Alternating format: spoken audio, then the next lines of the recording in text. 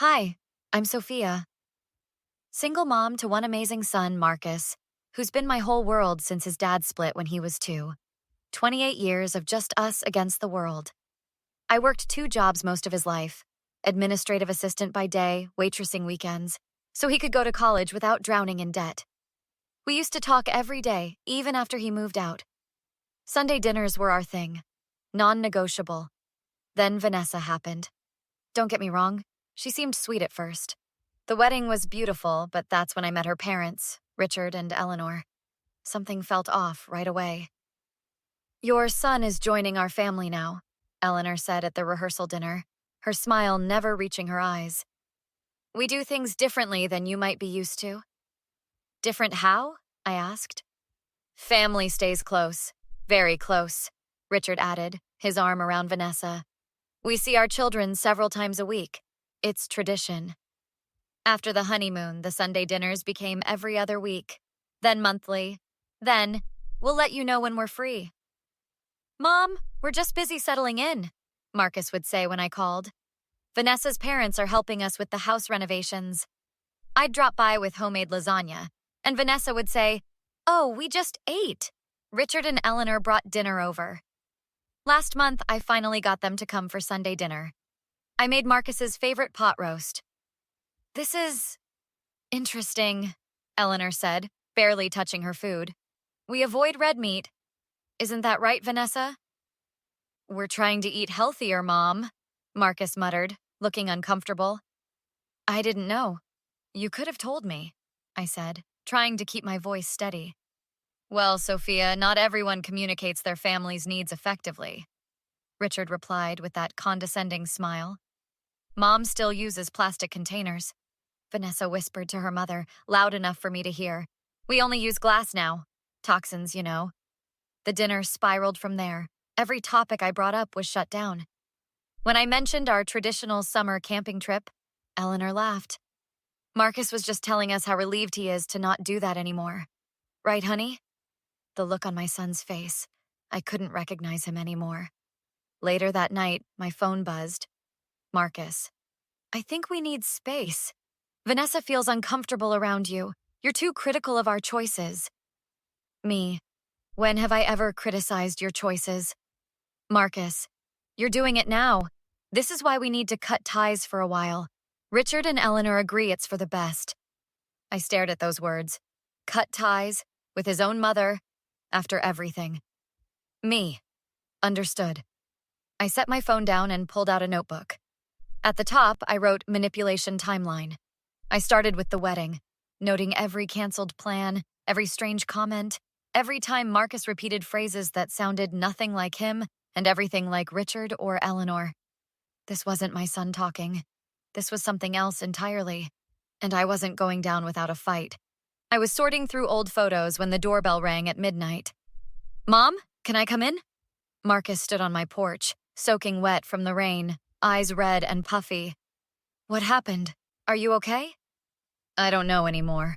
He walked straight to the kitchen and slumped into his chair. I found your Christmas gifts. All of them. From the last 2 years, hidden in Richard and Eleanor's garage. What? I sent those directly to your house. They've been collecting our mail when we're at work. Said they were helping. There were birthday cards, too, with uncashed checks.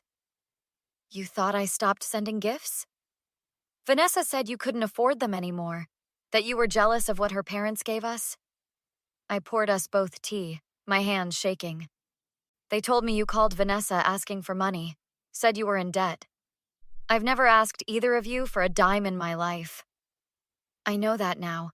They showed me texts from you saying horrible things, but the number was wrong. They created a fake number. A knock at the back door interrupted us.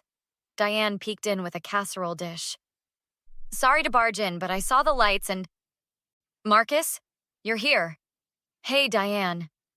I've missed you around here. Your mom's been worried sick. You two still talk? Almost every day, Diane said. I keep telling her something wasn't right with how you suddenly disappeared. Vanessa said Mom told everyone I abandoned her, that she was bad-mouthing us. Diane snorted. That's rich. Your mom defends you constantly. There's more, Marcus continued. I found texts between Vanessa and her parents. They've been planning family events specifically when they knew you'd be available. Remember that Mother's Day I supposedly stood you up? You said you waited at the restaurant for 2 hours. I did. They told me you canceled. Showed me a text from you saying you had better plans. Marcus pulled out his phone. They've been deleting your real texts. Vanessa has my password. What made you check the garage? We had a fight. About you. She said you told her I was a difficult child who ruined your life. I would never. I know, Mom. I snapped at her. It didn't sound like you. I went looking while they were at dinner. What will you do? Diane asked. I can't go back tonight. I took his hand. We need to document everything. Screenshots, photos, dates. It's my word against the 3 of them. Not just yours, Diane said. I've got records too. Texts, emails, dates when Sophia was supposedly ignoring you. We're getting everything out in the open, I said. Every lie, every manipulation. Marcus nodded. They won't stop. They'll just find another way. Then we'll be ready for that too. The next morning, Marcus called in sick to work. We needed backup. Jake will help. He never liked Vanessa anyway. An hour later, Marcus's oldest friend arrived with coffee and determination. Let me get this straight. Your in-laws have been sabotaging your relationship with your mom? That's messed up. It gets worse, Marcus said, showing Jake his bank statements. Look at these transfers to V&M Home Fund. I thought we were saving for a down payment. Jake whistled. That's over 50 grand, man. The account's controlled by Richard. Vanessa said it was for better interest rates. Diane joined us with her laptop. I've compiled every instance Sophia tried to contact you. Texts, calls, voicemails, all with timestamps. We spent hours building our case.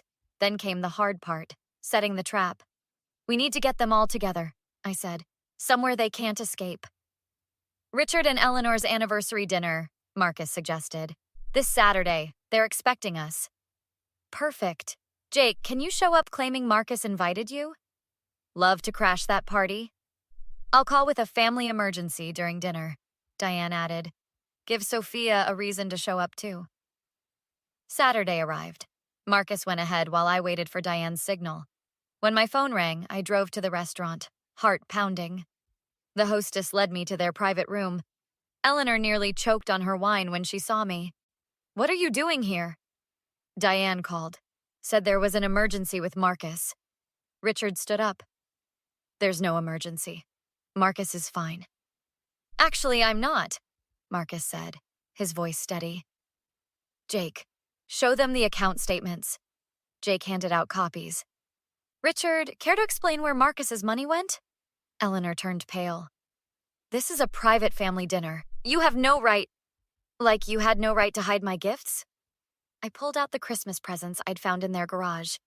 Or intercept my messages? Or lie to my son about me? Vanessa grabbed Marcus's arm. They were protecting us from her. She's manipulating you again. Stop it, Vanessa. I found everything. The fake texts, the deleted messages. You went through my phone? Vanessa shrieked. Like you've been going through mine for years? Richard stood up, pointing at me. You've always been jealous of our family. You couldn't stand that Marcus finally had proper parents in his life. Proper parents don't steal from their children, Jake countered. It wasn't stealing. It was an investment, Eleanor snapped. In what? Marcus demanded. Silence. Their vacation home, Diane said, joining us. Just closed last month. Same amount as your home fund. I work in real estate, remember? Vanessa burst into tears.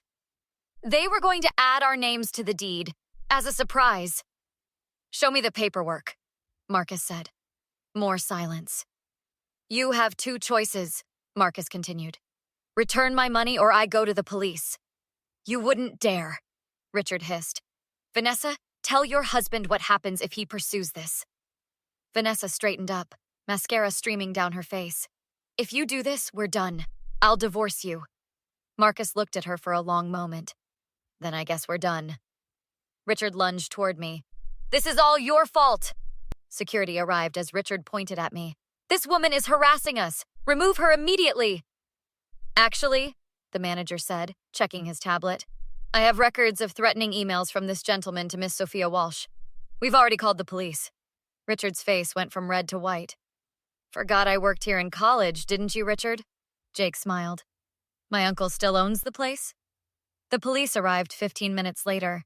Richard kept insisting it was all a misunderstanding. "Officers, I'm a respected businessman. This woman has been harassing my daughter and son-in-law." The younger officer looked at his notes. "Sir, we have copies of emails where you threatened Miss Walsh with, quote, consequences if she didn't stay away from her son permanently. Those were taken out of context.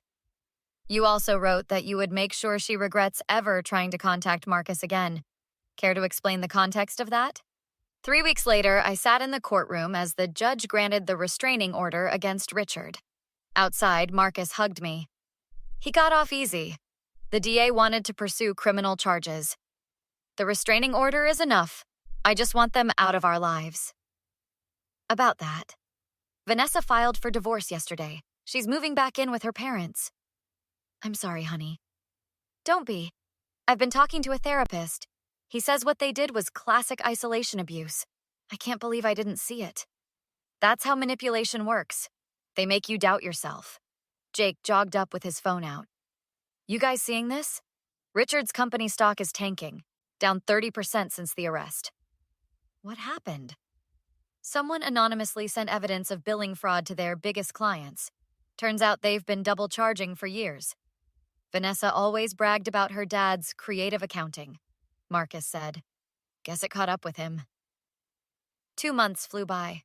Marcus moved into an apartment nearby and started coming to Sunday dinners again. One evening, he brought a thick folder.